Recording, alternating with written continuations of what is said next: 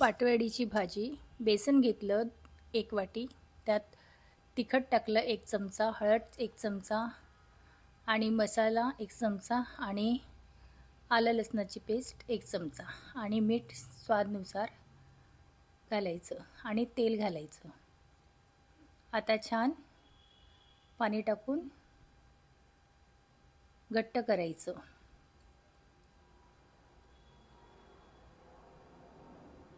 पिठासारखं असं घट्ट करायचं. आता घट्ट झालं आहे. आता त्याच्या आपण वड्या पाडून घ्यायच्या. असं छान वड्या पाडून घ्यायच्या. छान लाटून घ्यायचं.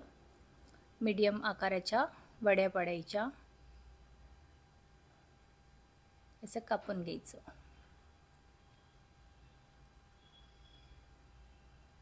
असं कापून झालं की दोन्ही साईडनी अशा शंकरपाड्यासारख्या अशा वड्या कापायच्या.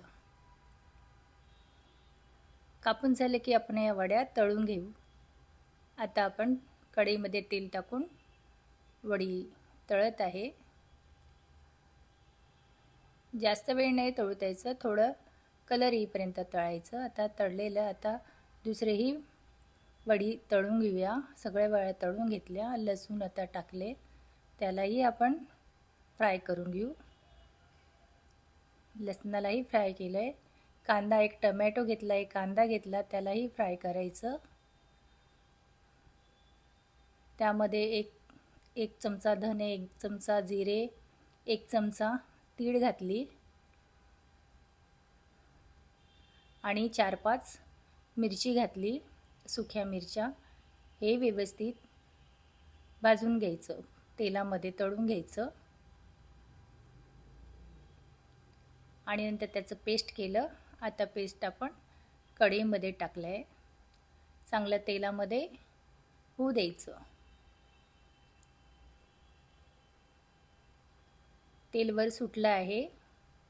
त्यामध्ये आता मी मसाले जे घरी बनवलेले ते मसाले टाकले. हळद 1 चमचा टाकले, 1 चमचा तिखट टाकलं आणि जे बनवलेले मसाले 1 चमचा टाकले आणि गरम मसाला टाकला 1 चमचा आणि गोडा मसाला 1 चमचा टाकला. आता छान मिक्स करून घ्यायचं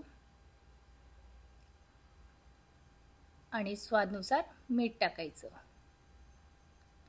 आता मिक्स केल्यानंतर त्याला थोडं तेलामध्ये शिजू द्यायचं. थोडं पाणी घालायचं आणि थोडं शिजू द्यायचं आणि परत पाणी घालायचं आणि आता परत व्यवस्थित शिजून द्यायचं. उकळी येण्यासाठी आपण एक झाकण लावूया. 5 मिनिटं झाकण लावून ठेवायची. आता बघा किती छान उकळी आली आहे. त्यामध्ये सगळ्या वड्या सोडायच्या. आता किती खमंग वास येतो आहे छान. आणि सगळं मिक्स करून घ्यायचं.